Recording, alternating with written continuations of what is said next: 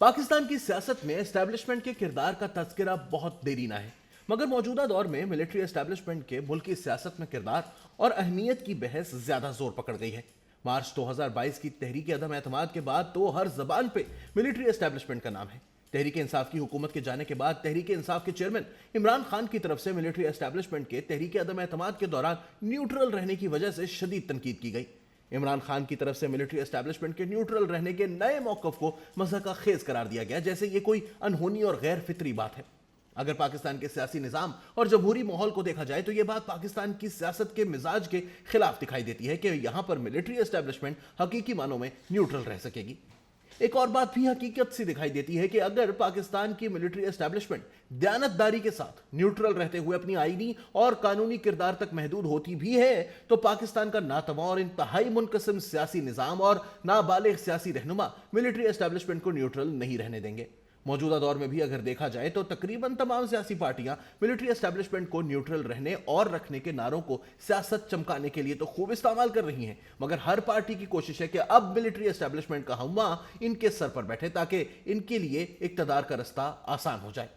अगर सियासतदान military establishment को न्यूट्रल रखने में संजीदा दिखाई देते तो नए आर्मी चीफ की तैनाती पे इतना तूफान बदतमीजी बरपा ना करते। पाकिस्तान के एक साबिक ब्यूरोक्रेट ने अपनी सवानह उम्री में लिखा था कि एक दफा जब वो किसी जिले में बतौर डिप्टी कमिश्नर तैनात हुए तो एक दिन इनके पास एक सियासतदान आया। इसने स्कूल बनाने के लिए सरकारी जमीन का मुतालबा किया तो डीसी साहब ने सियासतदान के इस फैसले को सराहते हुए स्कूल के लिए जमीन अलॉट कर दी। अगले दिन इस इलाके का एक और सियासतदान डीसी साहब से मिलने आया। इस सियासतदान ने डीसी साहब से शदीद एहतजाज और शिकवा किया कि आपने मेरे सियासी मुखालिफ को स्कूल के लिए जमीन अलॉट करके मेरे साथ निहायत ज्यादती की है। डीसी साहब बड़े हैरान हुए और सियासतदान से मुखातिब होकर बोले कि इसमें आपके साथ क्या ज्यादती हुई है, आप भी जमीन ले लें और स्कूल बनवा लें। जिस पर सियासतदान साहब ने जवाब दिया कि सर वो स्कूल अपने इलाके में नहीं बल्कि मेरे इलाके में बनवा रहा है ताकि मेरी सियासी साख को नुकसान पहुंचा सके। पाकिस्तान के सियासतदानों का मिलिट्री एस्टैब्लिशमेंट को न्यूट्रल करने वाला मामला भी कुछ ऐसा ही है कि वो मिलिट्री एस्टैब्लिशमेंट को मुखालिफ सियासी पार्टियों और सियासतदानों के खिलाफ इस्तेमाल करने के लिए न्यूट्रल करना चाहते हैं। मुस्लिम लीग नून और तहरीक इंसाफ दोनों पार्टियां सियासी कजन हैं। इन दोनों पार्टियों को परवान चढ़ाने वाली और इक्तदार की सीढ़ियों तक पहुंचाने वाली पाकिस्तान की मिलिट्री एस्टैब्लिशमेंट है। अब इन दोनों पार्टियों का आपस में महबूब के बट जाने का गम है और दोनों पार्टियों की यही मुश्तरक सदा है कि सानू इक्तदार वाले पुलते बुला के ते माही न्यूट्रल हो गया।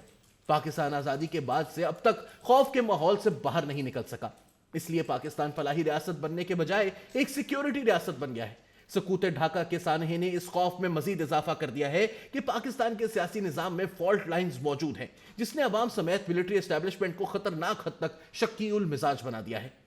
कमजोर सियासी निजाम में जब दरारें एक हद से ज्यादा बढ़ने लगती हैं तो ताकत के तवाजुन को बरकरार रखने के लिए मिलिट्री एस्टैब्लिशमेंट एक बैलेंसिंग पावर के तौर पर सामने आती है। पाकिस्तान में जब कभी सियासी अबतरी आती है तो अवाम और सियासतदान यक जबान होकर सिस्टम के इस जुज्व को पुकार रहे होते हैं जो सियासी निजाम के तवाजुन को बराबर करने का किरदार अदा करता है। जनरल अयूब खान ने अपनी किताब फ्रेंड्स नॉट मास्टर्स में लिखा है कि जब 1950 के अशरे में पाकिस्तान की सियासत अबतरी और जुबू हाली का शिकार थी तो राजा ऑफ महमूदाबाद जैसे कायदे आजम के इंतहाई करीबी साथी और मुहिब्बे वतन इंसान ने भी फौज से मुदाखलत करने की तलकीन की ताकि मुल्क में सियासी इस्तेहकाम लाया जा सके।